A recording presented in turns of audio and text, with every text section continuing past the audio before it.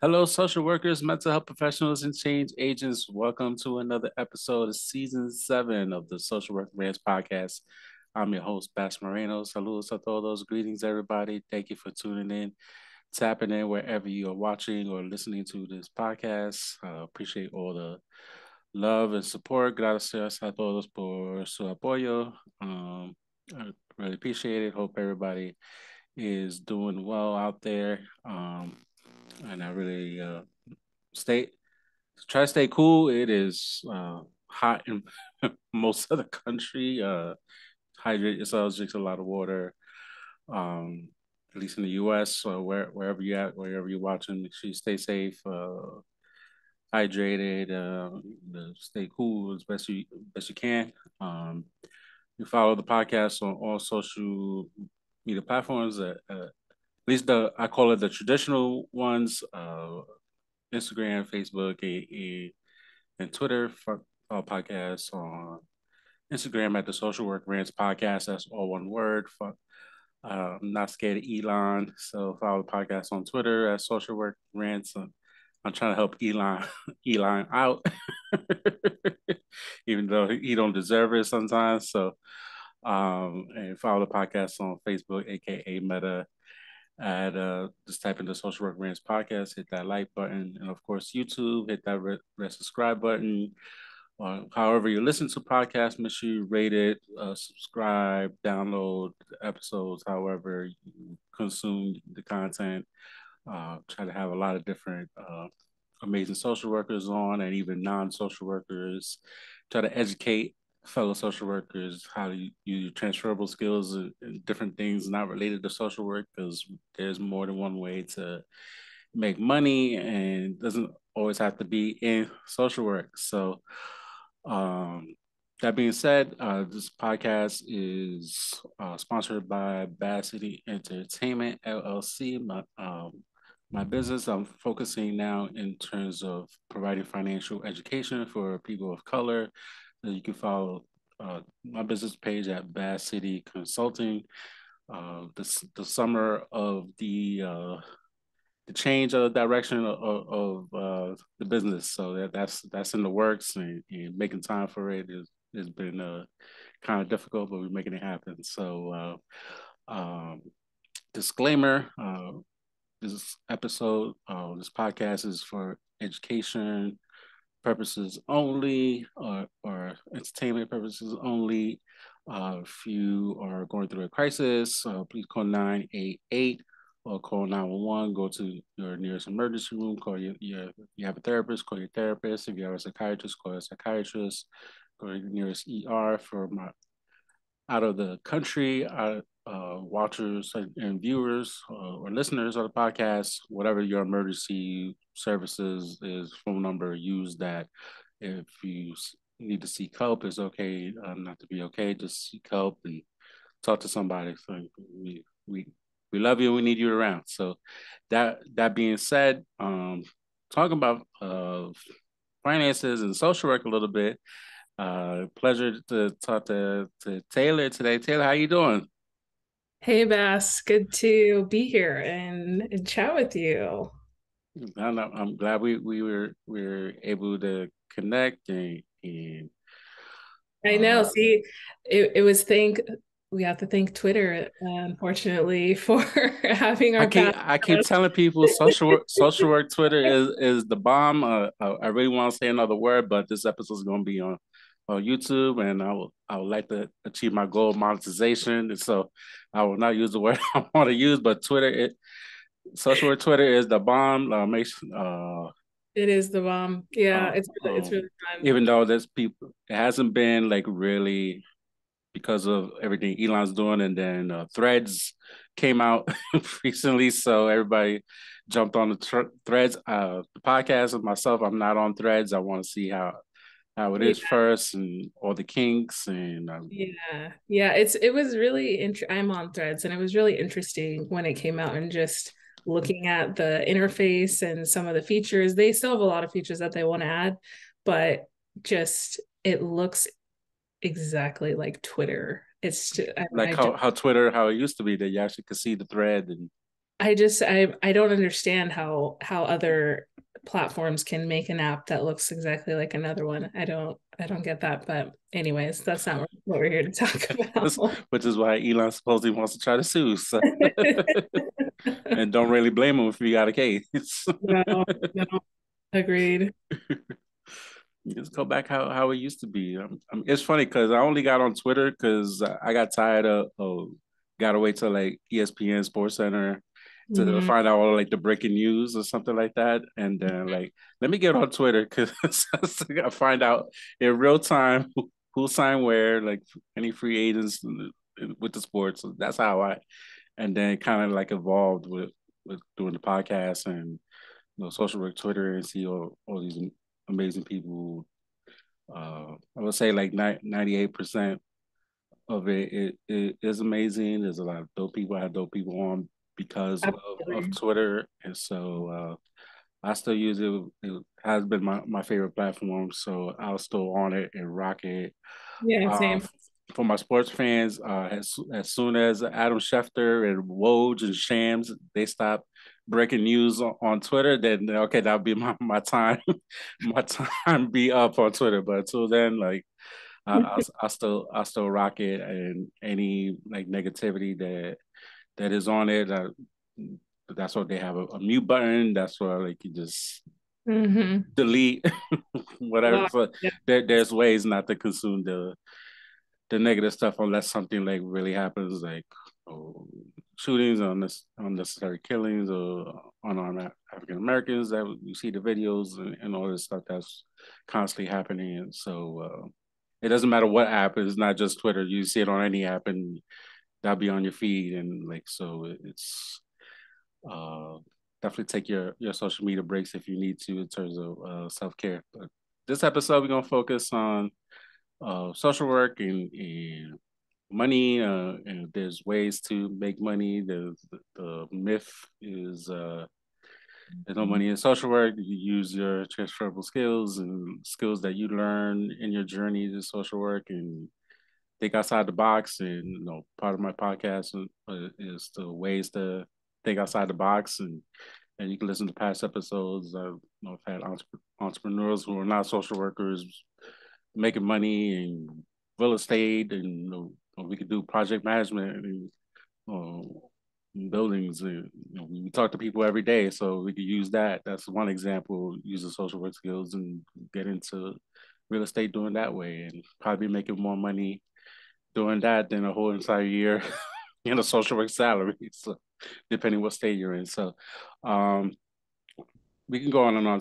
Taylor, let people know who you are and what you're doing in a wonderful, challenging field of social work. Okay.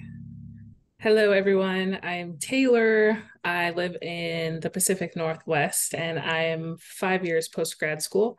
So currently, I work in the organ transplant field, and most of my career has been in medical social work. I've done a little bit of therapy, worked in hospice, worked in hospitals, and yeah, now working in the organ transplant field. Really love where I'm at. And then on the side, I am also a social media manager for um, a shopping center in the state where I live. I live in Oregon. So for a shopping center in Oregon.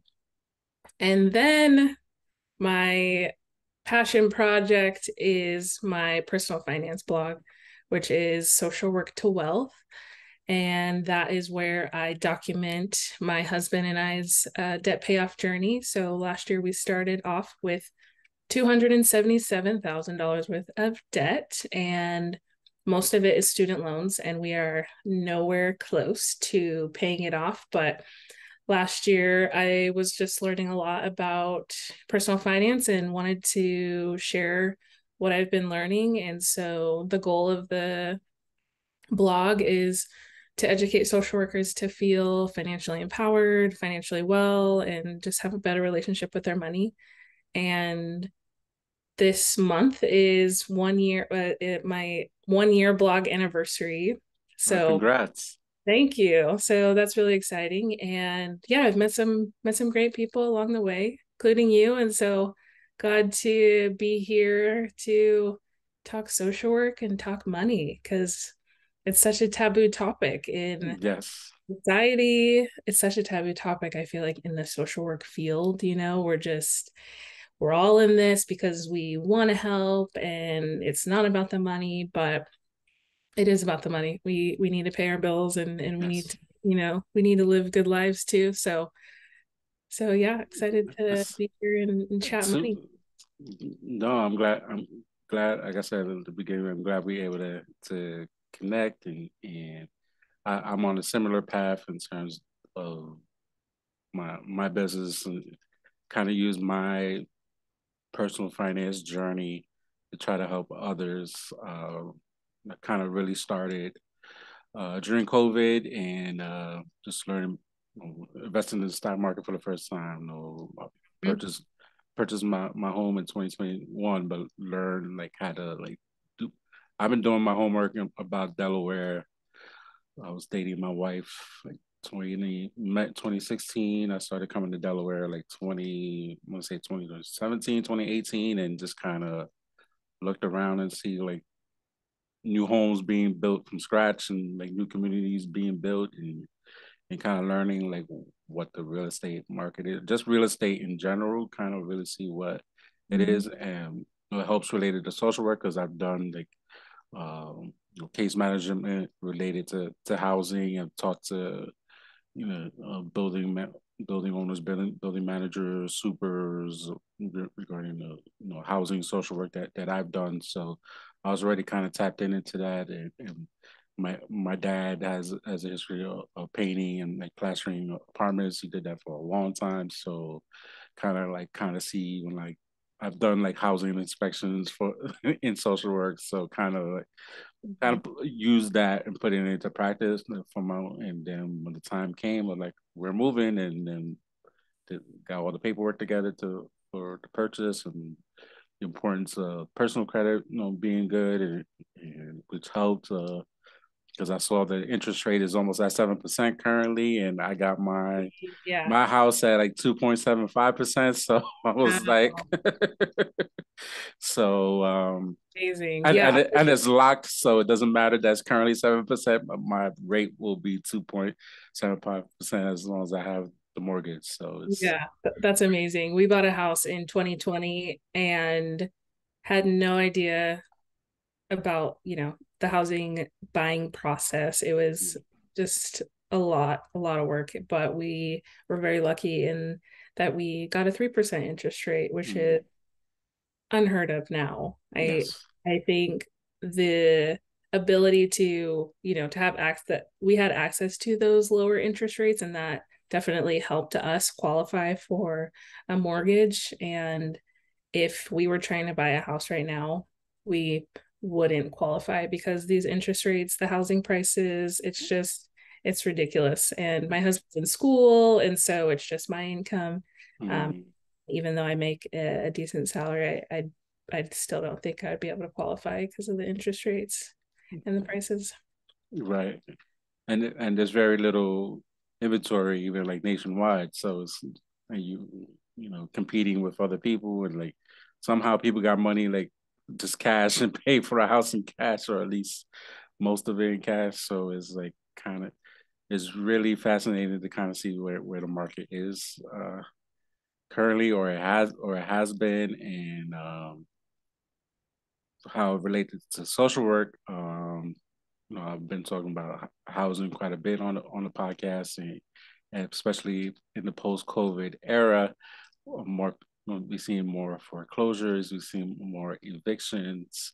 I just saw in New York that a whole bunch of people are in the process of being evicted because a lot of people just didn't pay their rent. So now they're going to housing court now, and try to get if you heard the terminology one shot deals, so through like the local social services, then they're being denied for one shot deals. So now they're facing evictions. So because think about it, like let's say December 2021 to currently, you haven't paid your rent, and your rent say $1,500. Do the math, and so no Department of Social Service, at least currently, uh, in July 2023, even has the money to pay that. And if you do get qualified for a one-shot deal, you got to pay that money back somehow. So otherwise, whatever benefits or whatever you're going to be, they're going to recoup you, like, or whatever. So it's not a good time. And I'm warning everybody who does private practice, anybody in case management and stuff, anybody who deals with Medicaid dollars, you bill for Medicaid services, be prepared for a lot of no shows, be prepared to really do some case management work in your private practice stuff, because this is real life situations. Food stamps going to be cut in different states. So depending what state you're in, will be worse than others. So just be prepared. Have your agencies be prepared, because it's coming, and nobody in the government, not Joey B, nobody, no, Robinette's not talking about it. Nobody, unless we get next year, he'll talk about it because he wants to vote. So, but it's coming. So we still got a recession. We got inflation going on. So it's a lot that's happening, and it affects social work. It affects like our finances. We got student loans. Unfortunately, we got payback come October. So it's That was really, really disappointing, along with everything else that was yes. announced that week. It's just, yeah, I know a lot of social workers, myself included, have a ton of student loans. And even though, 10,000, 20,000 may not have been a lot for some people, because of the amount, it really would have, helped a little bit. And so it's definitely disappointing that that's not going to come to fruition. And even if, like, you, despite the close to 7% interest rate on a house, that you still wanted to purchase a house, 10-20K knocked off whatever student loan you got might help a couple points Mm-hmm. towards your credit. Even the first stimulus check that we got, I put the whole thing in the student loans. I was like, no, because I was in the process of trying to purchase a house, and the whole Mm-hmm. debt to income ratio, I was like really focused on Wow. that. And like, I'm gonna do this. Like, if we're gonna get more, which we did, we ended up getting more stimulus checks. Okay, the first one I'll spend it towards the student loans. Okay, that's it, and then the rest I do whatever. But all this kind of plays a factor in what we do in real life stuff with clients that we see in, and it just really affects. Like I said, it really affects us and some of the work that some of us do in the field. It affects day to day clients and stuff that Mm-hmm. needs to be talked about. It may not be on your local news, it may not be on the national news, but your local politicians might not be talking about it, but this is real life stuff that's happening day in, day out. So that's for social work students that listen, and just other social workers that listen. Just be mindful of what exactly is going on, and pay attention. Now, I Mm-hmm. want to talk a little bit, like, I know financial literacy kind of been like the big buzz. Like, we all shut down, and then all of a sudden, financial literacy kind of took off, Yeah. um, really on the forefront. And see all these IG gurus talking about finances. Everybody's home. Everybody on IG. Everybody on the Twitter machine, and just talking about finances, and almost became like information overload. So describe how, like, your process, and how you know we'll get to the job, because the job is fascinating, and Mhm. I'll share a personal story related to your work. But describe, like, your blog, what made you start it, like tell a little bit about your journey. Yeah. So it was December 2021. One of my best friends and I, we went to breakfast with a coworker of ours, and she was telling us about high yield savings accounts. So those who are not familiar, high yield savings accounts, they have 10 times the interest rate than your regular savings account. So I have one high yield savings account, and it's 4% interest rate versus, one of my first savings accounts, it was 0.01%, so you're getting like 3 cents a month. And so, she's talking to us about high yield savings accounts, and I just was shocked that I was 27, 28, and I couldn't believe that I hadn't heard about this before. It seemed just kind of like a no-brainer. Why wouldn't I put my money in a high yield savings account? It doesn't make sense. So after that, I was just like, what else do I not know about personal finance? And I got a little obsessed. I still am obsessed with personal finance, but I So was am I. I was reading a lot of blogs, a lot of books, watching videos. I took an investing course. I was just kind of like all in, and I just, learned a ton about different ways you can manage your money, different ways you can budget, how to responsibly use a credit card, how to leverage credit card points, for travel. I love traveling.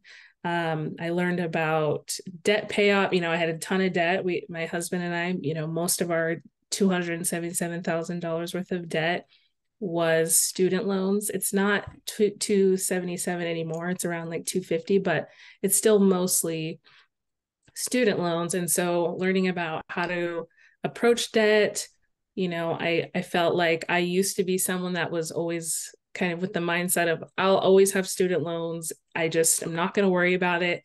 I'm never going to retire, kind of like that, those sentiments, just saying to myself, and coming across people who were saying like, no, you can be debt free, you can retire early, here are ways to pay off your debt and invest. I learned so much about investing. I was someone who, you know I dreamed of retiring early, but when I actually looked at how much I was investing, those things weren't, the amount I was investing was never going to get me to where I wanted to be. And I never really kind of like looked at that. And so I just was learning a ton and wanted to share it with the world because we don't really talk about money. I learned a little bit about money from my mom. She's great with money, and but there was just still some gaps in my knowledge, and so I love talking about taboo things. Apparently, I like talking about death. I like talking about money. It's just I don't know why, but The I most wanted. taboo you could think of is money and death, I know. So I just wanted. which goes hand in hand. Mhm, right. So I just wanted to share it with the world. So I developed this, started this blog. It used to be called Goodbye Wine to Five. And then I wanted to make it a little bit more social work kind of like focused. And I felt like my journey as a social worker was really informing, my writing and my experience. And so I changed it to social work to wealth. And now I document our experience, our numbers, real numbers. You can go on there and just see like how much debt we have, what credit cards, what student loans, what this, what that. And I just really want to be transparent with people because I think we need a lot more transparent conversations around money. We need a lot of more conversations in the social work space around money, in the communities of color, so just excited to be sharing my journey and hope that it helps people along the way. So last year we were able to pay off $17,000 of our debt. So right now we only have student loans. We did have we were paying off a Peloton, some furniture, we had some credit cards and some other stuff. And so we've gotten rid of all of that. And so now it's just our student loans that we're tackling. So we got we got some ways to go because like I said, I think we have about like 250,000 left between my husband and I.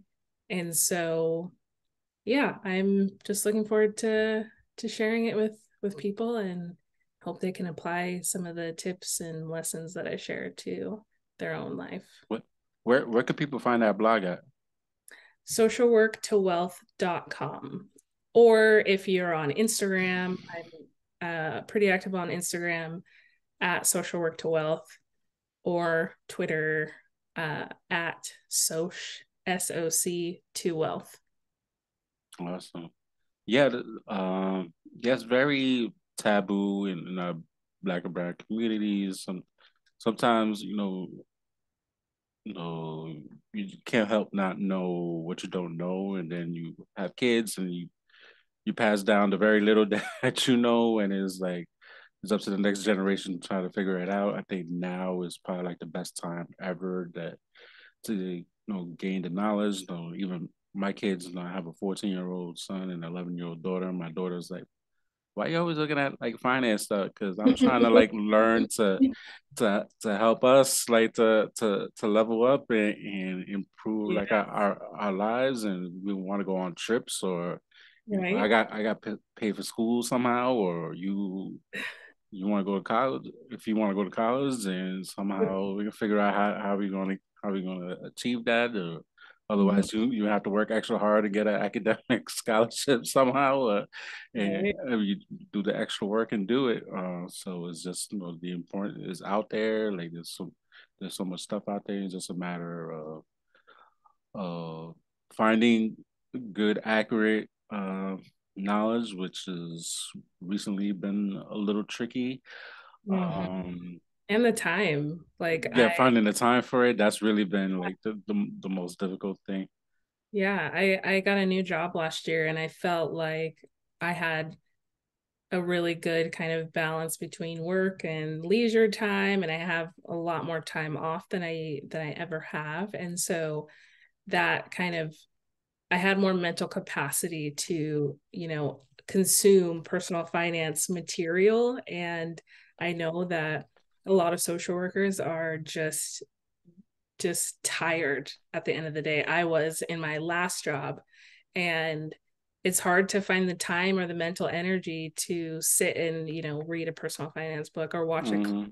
or whatever. And so I hope that, I share little tidbits on Instagram and through my blog, just to, try to make it a little bit easier to consume for many of our social workers who are tired and burnt out. Mm-hmm. Not that Yeah. it isn't important because, like you said, a lot of us have been working tirelessly beyond. I would say beyond burnt out. We're beyond, we're Still crisp. We're real super. crisp. Yeah. Um, and it's just a lot, especially like I mentioned, we in a post-COVID era, still like the beginning stages of like the aftermath of COVID. Going through COVID was one thing, but now like the aftermath of people like I mentioned, people losing their housing, insurance situations is going on, like political like unrest that's been happening even before COVID, but kind of took like another level with COVID. Now we got sky high prices, gas prices, the inflation is going it's come down a little bit, but people are not making the money that they were making before, or the money that they had is not reaching for their basic needs. So that's affecting everybody, social workers included. So and that we're having a hard time trying to help ourselves, and that we out there in the field trying to help our clients, like with budgeting and all this stuff. Like we barely try to be able to budget ourselves from the money we get from work and try to help the clients. So Oh it's my gosh, I know. Yeah, that is something that I think I definitely struggled with before finding this new job that I have, where I have a better schedule and, just feel like living paycheck to paycheck, got a ton of credit card debt, and just trying to, stay afloat and manage work and all the stress that comes with that, and then financial stress, which just adds, another layer of exhaustion to our lives. I feel like social workers are just so we're just emotionally drained, and sometimes it's hard to find the time to recharge.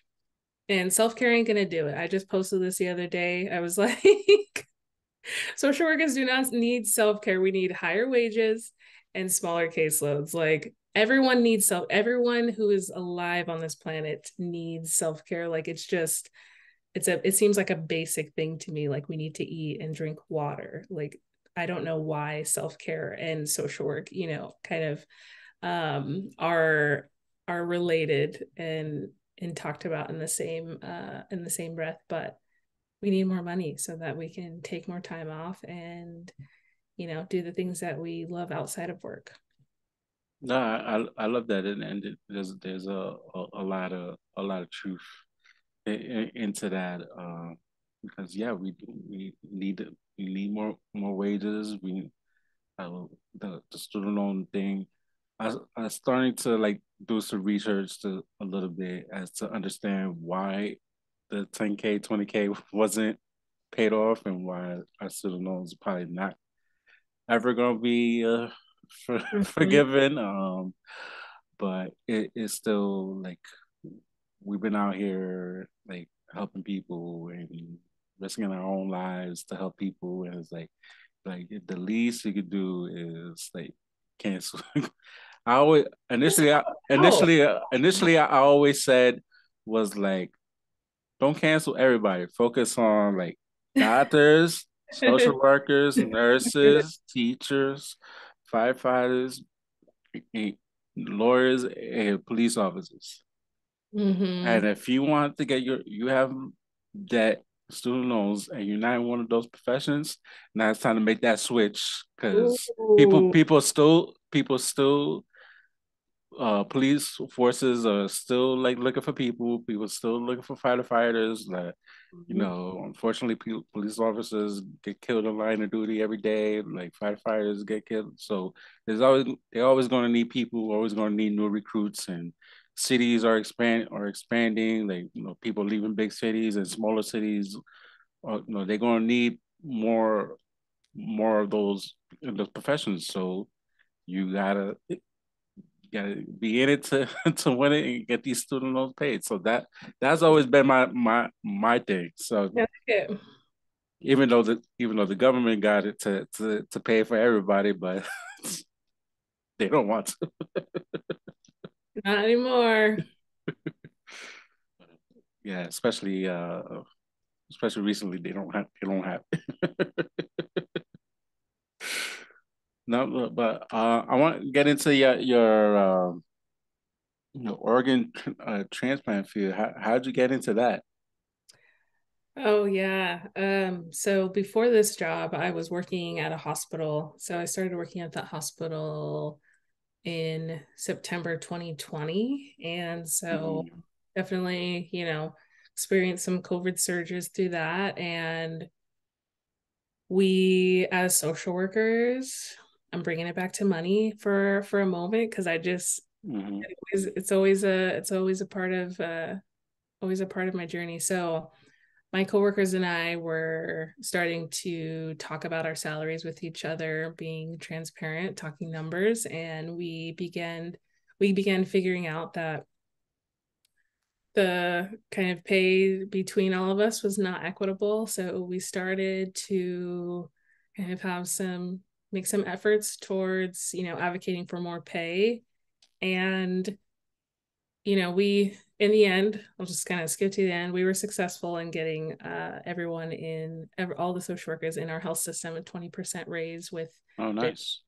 this letter that we wrote. Essentially, it was a demand letter saying, like, we're tired, we want more money. This is a list of things we want: more money, we want sign-on bonuses, we want, educational kind of stipends. And it was great. But my manager at the time was at first supportive in our efforts and then not so supportive. And she, in one meeting, said to us, like, you guys are replaceable, right? And that that was just the catalyst of me leaving that hospital, because Mm.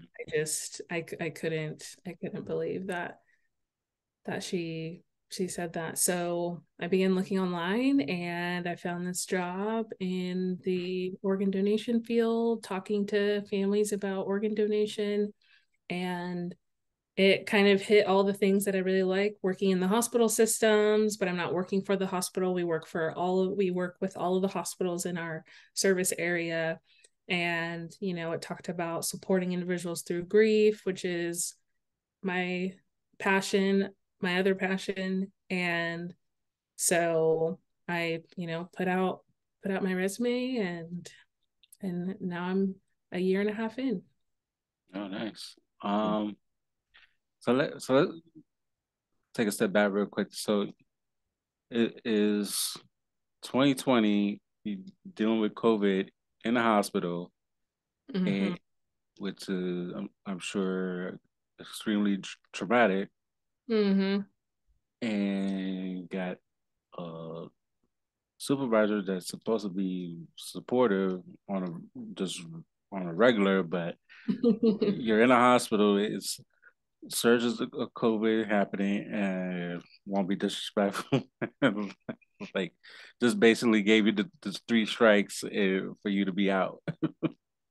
Yeah, I mean, it was really surprising because, we had a coworker who had left to another hospital system, and it was kind of known in our area that our hospital system was the lower paying for social workers. And so, that coworker who left was telling us, "Hey, this is how much money I'm making over here." And we're all just like, "Wow, that's significantly more than a lot of us."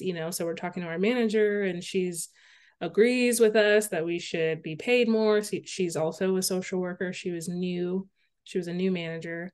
And so that's kind of like what's, sparked our conversations with each other. And I really appreciate and commend my fellow coworkers at that time that were willing to be open and honest about their salary, because that's really hard to do. Yes, it is, especially at work. Yeah. And so we, kind of band together and had some meetings and wrote this letter. And it was kind of a surprise to many of us that our manager had those sentiments, about us being replaceable. We're not essential workers to the hospital, which is absolute just wrong. And so, yeah, I couldn't work for that person anymore. I needed to leave, like not feeling valued, or that I'm, yeah, an essential part of this system Right. is, yeah, just not non-negotiable. How to get out of I would have done the exact same thing too. there. Um, are you open to share what you saw during 2020 in the hospital? Like how was that for you? Yeah, I gosh, let me go back into my archives because that feels like so long ago, 2020. It does, but it doesn't at the same time, because I Mhm. think about what I went through in 2020, and it's Wow. like I'm Yeah. not even like the same person in a lot of ways. In other ways, it's just like still trying to like kind of like recoup, regroup Yeah. from it. Yeah, absolutely. I think, we were very, very busy. There was a time, it was right before I came, that the hospital was really slow because people were afraid to go to the hospital. Mm, They just didn't know. And then, towards kind of like the end of 2020, the hospital was just slammed, and we did have a lot of COVID patients, having to go into COVID rooms and, doing full PPE, or we have a section, a section of the hospital sectioned off for COVID only patients, that's having so many people waiting in the emergency department, waiting to, get seen, waiting to be admitted to the hospital. And it was very chaotic. And I worked on the med surge floor, so I did discharge planning, Mm. and then I rotated down into the emergency department doing behavioral health assessments. And so it was just busy. And the my coworkers were stressed to the max, overworked to the max. We're bringing in travelers because we can't find enough staff. The hospital isn't paying nurses the way they should. And so nurses are leaving, but then they're bringing in travelers, and they're paying these travelers more. And now people are leaving. Now more people are leaving, because how can you pay the travelers more than you pay your actual staff? And it was definitely rough. After leaving that job, I realized, like, wow, that wasn't, I mean, I kind of knew it while I was in it, but leaving really just a lot of weight off my shoulders, and realizing that just working in the hospital during that time, even now, it's not a healthy, it's not a healthy environment from what I've experienced. Yeah, and sometimes we in the profession kind of have to go through not like a super dramatic experience like COVID and deal with sick patients and patients like your caseload dying from an unknown virus, but still like sometimes we gotta go through some stuff and realize that the this uh population or definitely the agency or something similar is not for me and try to look for something else. So and sometimes you go to the interview to be like, oh, this is gonna be like this, it's gonna be like this, and then you get there, then you open up the case records or whatever, and it's like, then you really see the real deal, what's happening. Then you're like, what you get myself into, and then like you gotta make a decision. You like you can stick it out or Yeah. we go back to finances. Like sometimes you gotta think with your wallet, how long can I stick this out, and like I still Yeah, got to pay bills and insurance and definitely. Yeah, I just saw someone on Twitter the other day saying that she said, I just started this job. It was a social worker. I just started this job about 2 weeks ago, and I'm about to put in my 2 weeks on Friday. Like, I did see that. this ain't it. And she's like, but I feel bad. And Yeah, I was like, don't feel bad if you gotta leave. yes, I did see you comment on that. Yeah, I think that's a common experience that we have as social workers, where it's like, oh, well, what are they gonna do? Who's gonna cover my stuff? And that isn't your problem. Like, I know many of our clients are vulnerable, and it's nice if you can put kind of like some systems in place so that your caseload or whoever doesn't really feel your absence. But sometimes we just need to take care of ourselves. Like, we as social workers are so putting others first, putting others, everything, above ourselves. And sometimes you gotta put yourself first. No, absolutely. It was just stress and everything would just take a toll on your body and your mind, and you end up going to the hospital yourself, and now you stuck with with a hospital bill because insurance is Mhm. going to pay only so much, and now you stuck with an ER bill yourself. So it's like going back to finances. So it sure happened to me one time. I fainted at work one time and went to the ER just for like work stress and just life stress was happening kind of all together. And initially, I thought it was just like the coffee and bagel combination, like made my stomach messed up. But nope, like it was something Wow. else. And Mhm. like a whole dramatic scene, like they had an ambulance taking me across the street to the hospital. That's intense. And luckily, I didn't crack my head open because I was conscious enough to like hold on to the wall and kind of like slowly go down to the floor, and wasn't conscious enough to explain like what happened. Like I wasn't completely like I was knocked out for like a hot second and like came to real quick. But that's that stuff. that stuff happens. So it's like really Takes gotta it does take a toll, and like especially like you mentioned, you had a supervisor and not supportive, and that's basically at the job I had as a supervisor. That if I could avoid him at all costs, I would have, and I tried. It just wasn't. It was not a good mm-hmm. fit. Like the work itself wasn't hard, but just the supervisor make the work harder. And Yeah. it's yeah, and I've been tempted to do a whole episode about that experience, but like I don't. For me, I don't like to like burn bridges at a job, and I wanna have like one of my former coworkers come in because he did a great impersonation of the supervisor, and to really give like the full experience. And I was like, no, nah, I don't want to do that. Oh man, that would be good. But I get you about the burning bridges. I know I talked a little bit, about my previous work, and so we'll see. I think it'll be okay, but Yeah, yeah. whatever. Now, and then going back to the organ transplant, like even like my dad had a kidney transplant Wow. going like 15 years ago, so I know like he got more lives than a cat. Like so it's like, and despite being autoimmune, like there've been times I've talking about finances that I've been tempted to call CDC. It was like, y'all need to like research his body for a fee because this whole time he did not get COVID not one time. Wow, that's amazing.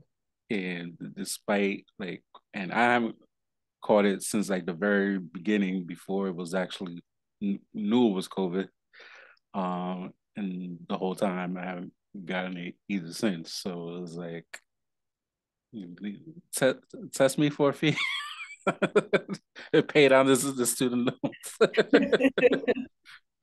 That's really amazing to hear about your dad and him getting a transplant. I think this is work that I never really kind of considered or even knew existed until I saw the job posting and then talking to the manager, and it was kind of mind blowing to hear that of course there's an agency who is, working with the donors, working with the families, and I never thought about it. And it's when I talk to people about it, I frequently hear that they either themselves, someone in their family, one of their friends, has gotten a transplant. Like, yeah, organ transplant really, really touches many, many lives.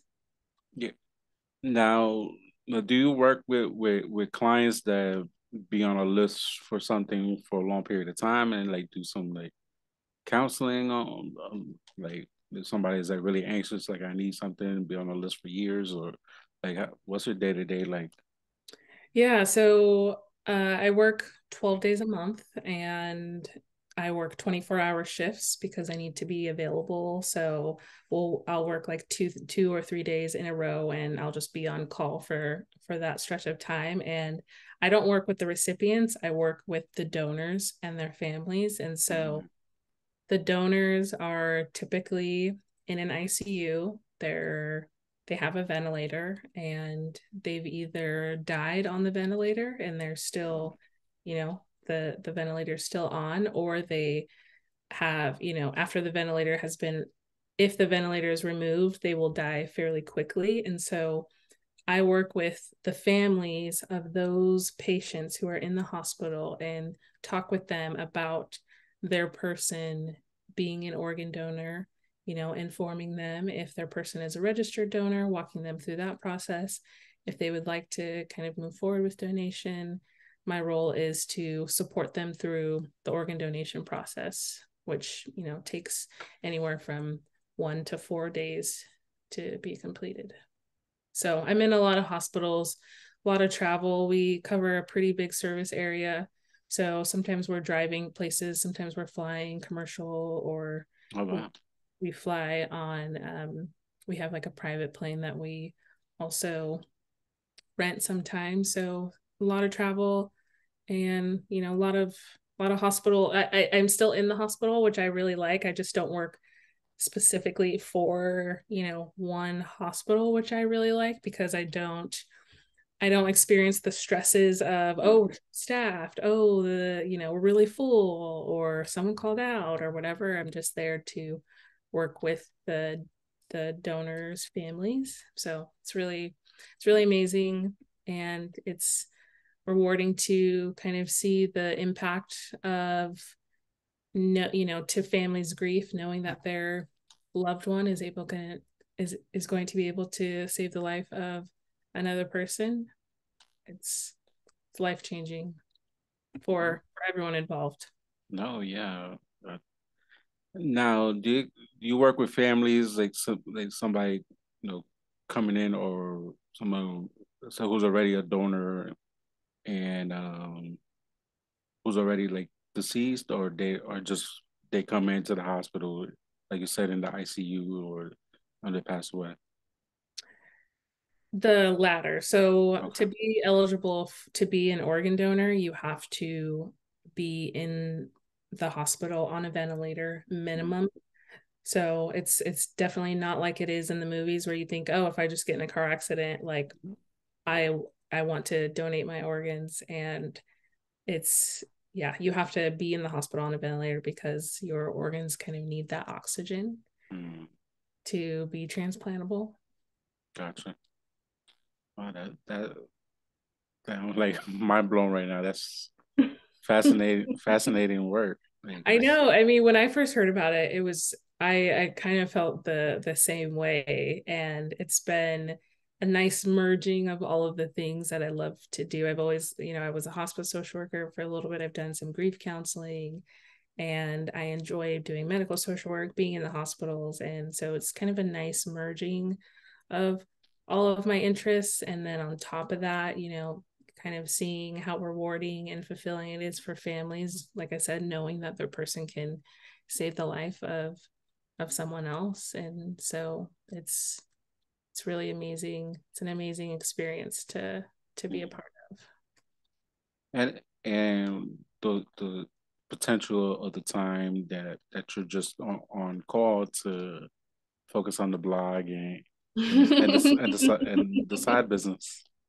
Yeah, sometimes we're not busy, and my boss is pretty great, and she's like, if you're not on a case, then you can do whatever you want, sort of, within reason. So I do, I don't have a ton of downtime when I'm working, but since I work 12 days a month, that's given me a lot of time to kind of explore other things. So that's last year I started this job in January. And so having this job's really given me the ability to put a lot of time into the blog and writing, which all of it is a lot more work than I expected, but it's really fun.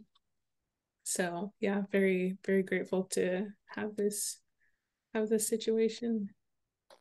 Yeah, no, that's great, and kind of goes back to like managing your time and finding the time and do all the research that you Mhm. want to do with the Yeah. blog and Yeah, it's given me I have enough time off where I get to rest and mhm. have, the mental energy to read some more, personal finance books, write about what's going on with our situation, make, content for Instagram, and just share the information. What's like the give it like a top like three best things that you've read in terms of like personal finance? Yeah, books. Yeah, you could give books. Okay. My favorite personal finance book right now is called Finance for the People by Paco de Leon. And I think that book really gives a good balance of, giving you actionable kind of tips and tricks to implement in your own life, while also recognizing that there's systematic, barriers to people succeeding in this personal finance space. And so I really like how kind of they merge both of those topics. So I think a lot of social workers would really like that book. There's another one, I Will Teach You to Be Rich by Ramit Sethi. And um, his kind of writing style is very blunt. And so if you get your feelings hurt easily, I would not recommend that book, but it's like there's a ton of great information in there too. So I think I would say probably starting with those two. And after that, I think you will have a real leg up in your personal finance knowledge. I also made this, it's like a 15-page guide. It's on my Instagram. You can check it out in the link in my bio on Instagram. But essentially, it's kind of a way to jumpstart your journey. It's called 7 Tips to Jumpstart Your Personal Finance Journey. And it's all of the information and resources that I wish I had when I first started my journey. Because like we talked about earlier, there's so much information online, and it's kind of hard to, like you said, know what you don't know. And so I made this guide to, just kind of help people get a starting point in their journey when they don't, know where to look. And so I have that on Instagram. There's a couple like worksheets in there as well, and some book recommendations. So if, reading a book right now is really overwhelming, then I definitely recommend, getting the guide from my profile and starting there. And if anyone ever has questions, please feel free to message me because I'm here to help. Yeah, I really I like that, and it's so needed. Like myself, I started in social work for the income because I needed a job. So it's like What to do you mean you hear, started? What do you mean you started in social work for the income? well, because initially I got a bachelor's degree in communications, majoring and minoring in education. So I went through a temp agency, and they Hmm. recommended me a job, and it ended up, and I wasn't working. I was unemployed. This was like literally a couple months after 9/11. And so I was like, I take any job. I need some money in my pocket. So the job ended up being a foster care agency, Woo. uh, as a temp worker on top of that, Wow. making 8.25 an hour, What year was this? 2002. Wow. And then it got bumped up to 8.50 because I spoke Spanish. I spoke Spanish. Oh, The, okay. the Spanish differential with Oh the my, increase. And yeah. then I was like 6 months, and they changed human resources directors during that time. And then like their 6 months, I was like, I'm gonna do 6 months, and then like if they don't put me on a permanent salary, I'm just gonna leave. So they finally put me on permanent and did another 2.5 years of like I can't do it anymore, and I left. So Wow. First social work jobs. Yeah. My first social work job was in 2018. And I was a mental health therapist, and I made $40,000. And I remember calling my dad and my stepmom and being like, do I have to accept this? I didn't have any other job offers, and I tried to negotiate. And my family, they were like, yeah, you should take it, like there's benefits. And I was just like, okay, I guess I'm making $40,000. And in school I was hoping, at least 60. That would make me really happy. And so I was very disappointed with $40,000. It felt insulting having a master's degree and getting paid that much. I could barely save. It was rough. yeah, and you said that classic B word that family Yeah. members of color like to The throw in our faces. You're there for the benefits, the benefits. benefits, The the benefits, all about the benefits. benefits. I remember my mom and dad both of them. Tiene beneficios. That was in Spanish. It got benefits. So like, yeah, I know if I ever, explore, if I ever go off into an entrepreneurial journey, I mean, I'm in it now and I'm still going to work my W-2 for the foreseeable future, but I know when I try to leave, if I ever, that's definitely going to be something that is going to be talked about, the benefits. Oh, yeah. But I have seen some people saying, not all social workers make terrible salaries, and I do agree with that. Right now I'm making $84,000 nice. at the job that I'm at, and so it's definitely possible to not be a struggling social worker, although there are many, but I think that's also kind of a misconception in this field that if you're a social worker, you can't make good money. And I'm here to tell you that that's not true. And I will say that this has happened because I've been able to, well, I'm in medical social work on the West Coast. Like it pays well. And every job that I took, I job hopped a little bit in the past 5 years. I've had 4 different jobs. Oh my And God, we got a lot in common. It's crazy. and I've been able to increase my salary every time. And I think that's definitely an underrated, thing of job hopping. Some people, don't really think that's a good practice, but I have seen that my new employers, they don't really care. They just want to know that you're gonna come, show up and be a great worker and a good asset to the team. And so to anyone who's listening, if you're ready to leave, send out those Just do it. resumes Just and do it. just do it. And even in the job interviews, just be upfront and honest with why you left the job.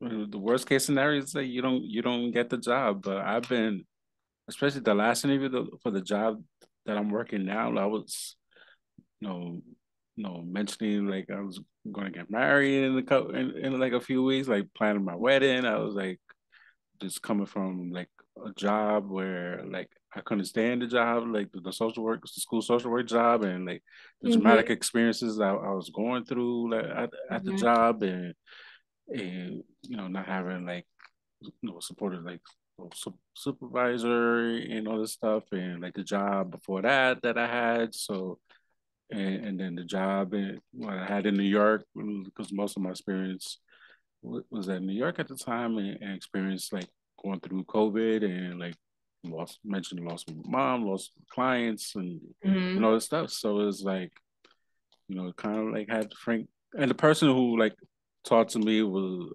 he's in his early 70s, straight shooter. So it was like was able to kind of like the tone of the conversation was to have like a legit like real conversation for that. So that played a part too. But at the same time, like just being honest with the job I've had from 2020, I left probably like 4 or 5 jobs as well. Mm-hmm. From the Yeah. pandemic happened, like I was working in New York, I left like literally left October 19th, October 20th, 2020. I started a new job in a new state. Yeah. Are you still commuting like an hour and a half or whatever? Yeah, I am. Ooh, that's rough. I've been doing it forever. Just public transportation was my way to go before. And Oh, I used to live in New Jersey and work in New York. So mm, sometimes it took me like almost 2 hours to get yeah. to work. So the only difference is I'm driving now, which still kind of sucks too, because Yeah, that's a just lot of that's a lot. gas and wear and tear on my car that's only like 2 years old. So it's like, but I'm making it work. And my feet are be killing me. I got bone spurs in my feet, and that long drive is does not help my feet. Ow. Sounds like someone is looking for a new job, maybe. No, it's Because good. I'll suck it out because it's like it's the money. The the money benefit. is the money is the most money I've made in social work. It, Wow. it, it's also the cost of living is different. So between Delaware and compared to another state.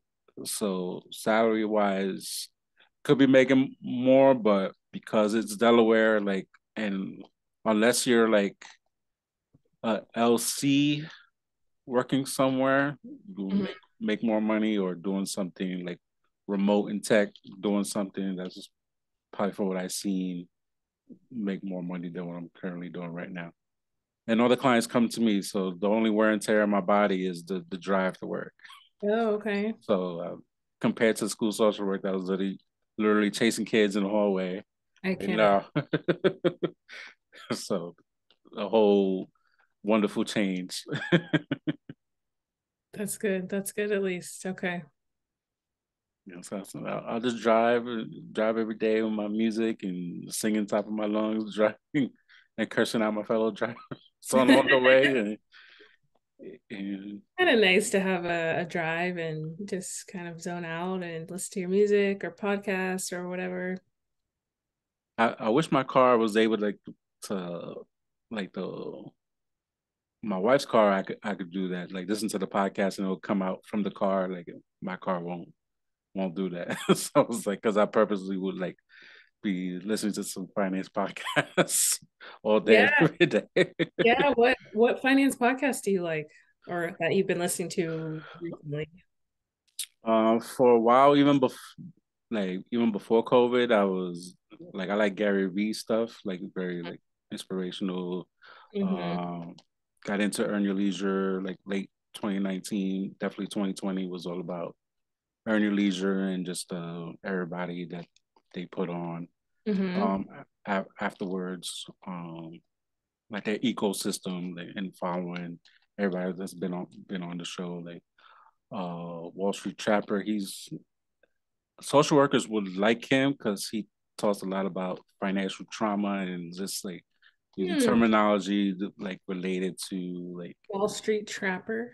yeah, Okay, I'll check them out. even like his backstory, how he grew up and did like 10 years in prison and coming and learned about personal finance while in prison and coming out, and Okay. definitely like just the way he speaks, delivers, like what he talks about is very like anybody could really understand, and you pick up some people who work in substance abuse could pick up some lingo, know the lingo he talked about, and use it Mhm. from what he grew up, selling drugs and stuff, and use that lingo, but in a positive sense about personal finance. So it's definitely spent a lot of time uh, while watching his YouTube videos. Like, you got to watch YouTube. You can't listen to like you can listen to audio, but you got to put the Not the two full together. Yeah, experience. the full experience because he Yeah. breaks down charts and Okay. write stuff down, and he goes in. Cool. I'll check them out. Yeah, so that different stuff and like uh, Budgetnista follow like Love her. um Ash Cash. He was one of like my beginning guests on the podcast, and I've been following him like for years. Okay. He does like a lot of personal finance stuff, a lot of credit stuff before and now. So yeah, it's like a lot of few people. Is always Remit, you who you mentioned. I saw his Netflix show. Yeah. That's how I even heard of him. I had never heard of him before. So Hmm.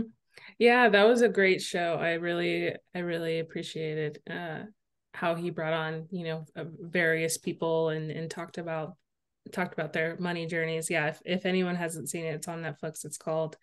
Is it called I Will Teach You to Be Rich, I think? How to Get Rich, something yeah, like something like that. Yeah, that. then I Yeah. started following him, and I seen stuff like uh people going not against him, but like some of his teachings, like not. There's always the thing is should you purchase a house or should you rent, and like and Yeah, that's always going to be I know. I a think hot topic. he is definitely very vocal in with that Yeah, subject in particular and just saying that for him, I think for him, he just rents and yeah, thinks that that's the best financial decision for him currently. And is just kind of trying to dispel the myth that, you're successful when you get a home, and or you're Mm, only successful when you get a home. right. It may not be the best financial decision, for you, and it may not ever be. So Mm, I think I've really appreciated like that conversation, being talked about in the personal finance space, because I think there could be a lot of shame with people feeling like that they're never gonna own a home, and it might just not because be the best financial decision for you. right, because there's a lot that goes into it. It's like just Oh, you got some land, you gotta like learn how to cut grass or pay for somebody to cut it for you. yeah. There is a lot, your down payment, and if you want to Mm, do any like home renovations, home keep up. mm. I have a blog post on my blog about how much money, all of the money that we have spent since buying our home in I think I 2020. saw. I think I saw that. That was Yeah, I mean, it's around like $40,000 that we've spent. And, when we were buying our home, we were feeling that. I feel like we kind of had that perception of, oh my gosh, it is a great thing, but I think we didn't really know everything that went into home buying and yeah, the same. home buying, home owning. And thankfully it's worked out Yeah, well for us. But um yeah, there's definitely this myth of kind of home buying being the so ultimate kind of like financial like step, mhm. Yeah, because even like last year, uh, toward the end of the summer, it was literally like the last 90-degree day, and our AC unit went Oh went no. kaput, Oh no. How much was that? completely kaput. I had to literally change everything. It was the original that came with the house. So AC, heating, and, Mm. and just everything, the whole system. How much did it cost to fix it? Almost $9,000. Yeah. And then my neighbor told me next door that he could have like helped me out and got it for like almost five. I was like, because he's into like fixing like houses and stuff. Okay. But still, that Yeah, is even it's, yeah, $5,000. A lot of money. especially when we're in inflation. Yeah. Or when we don't even have, we wouldn't be able to afford a and, $5,000 home emergency right now. and on top of that, the person said that like the wiring completely like rotted. That like luckily it didn't catch fire. Wow. So I live That's with. So I would nice. have been like a client. Like I need housing myself. Oh my gosh. That's stressful. Yeah, the more I learn about personal finance, I have learned that, it's important for us to have our own emergency funds, but Hmm. I've learned that, having a home emergency fund separately just for home repairs, if your AC goes out or your water heater breaks or something floods, having a set amount of money aside to deal with those things. And that's not something that we had thought about when we were buying the house. But Yeah, now I'm like, if we have to pay for a water heater, that's $6,000. That's going on a credit card, and unfortunately. right. And then as of this recording, literally this past Sunday, there was a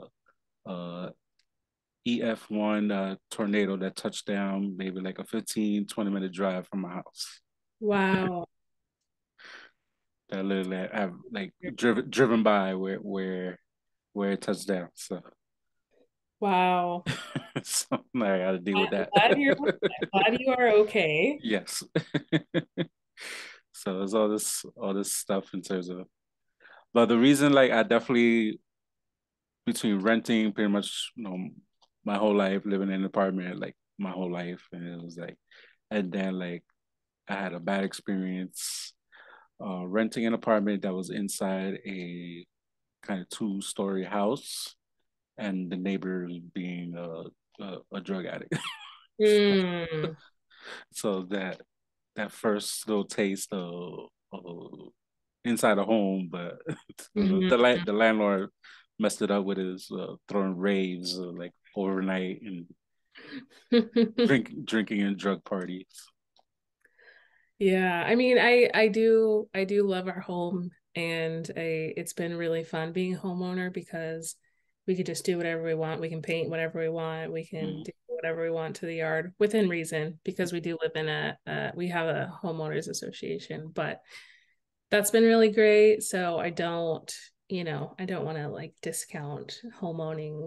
We've been very privileged in being able to get this home and Mm-hmm.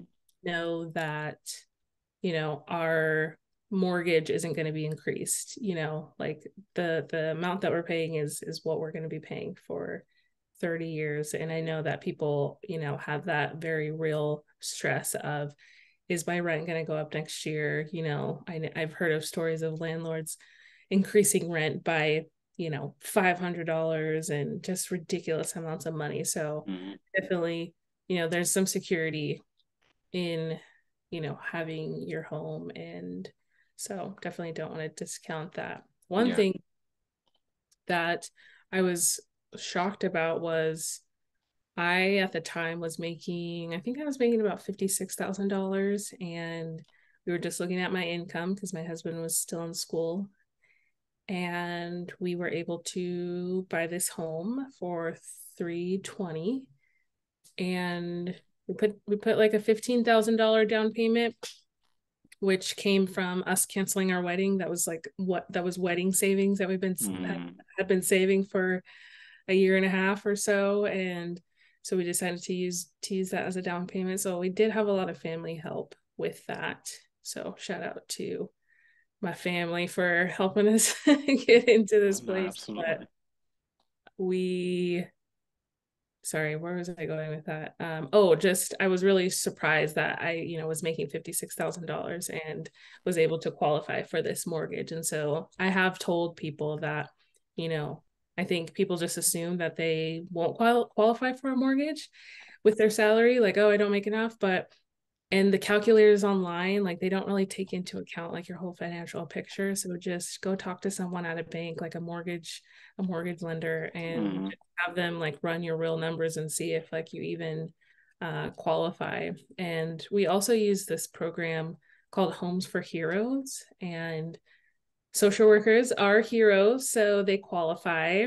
I think that they're in all 50 states, but essentially we got assigned, I signed up, and then we got assigned a realtor, and she was amazing. And all the realtors that are part of the program give a portion of their commission to back to the buyer, or back to the buyer. So after we closed, we got a percentage of the home purchase back in a check.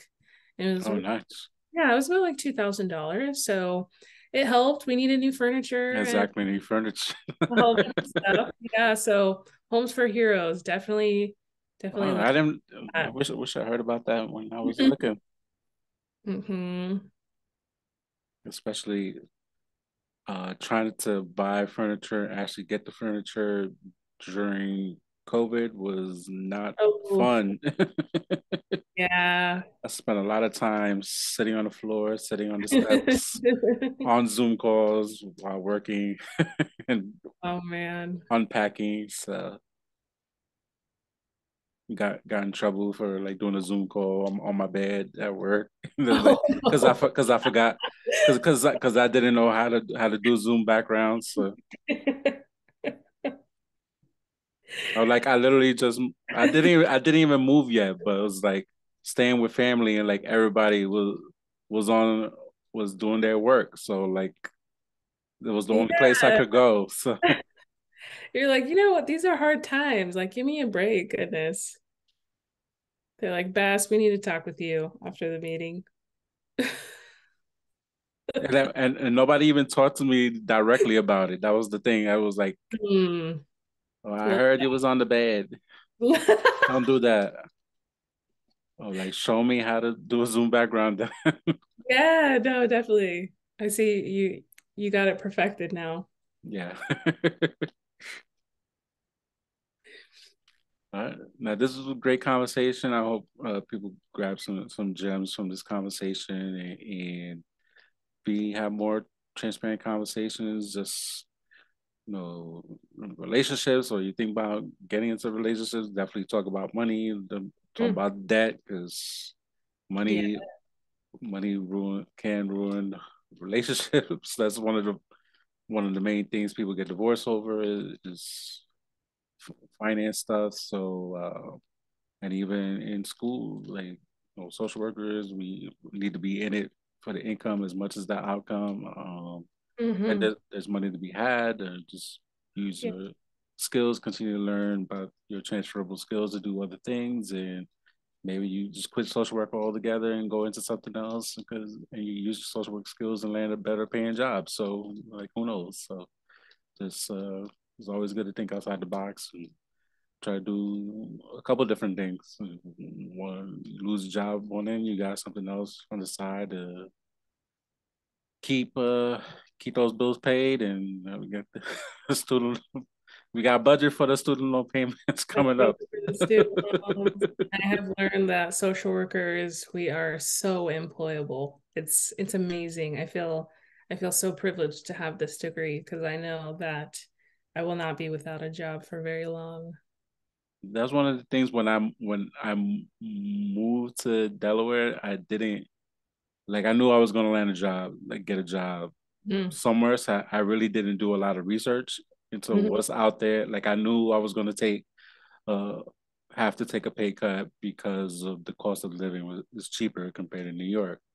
And then gave myself like kind of like a reasonable like that's how much I was willing to do a cut just because of the cost of living difference. So, and even it's okay for a little bit if you got to take a cut and just come up with a plan that I'll be here for a little bit just to get bills paid, have a couple dollars in my pocket, and until you land the next job, make more money. So I had to do that one time too. So every, everybody's situation is different. That's like one of the beauties of like personal finance. That's what's called personal finance. Is like personal to Mhm. you, and like whatever works for you works for you.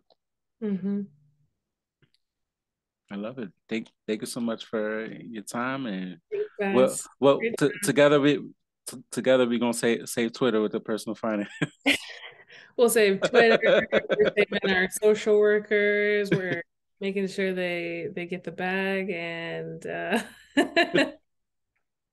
can manage their money well. I love it.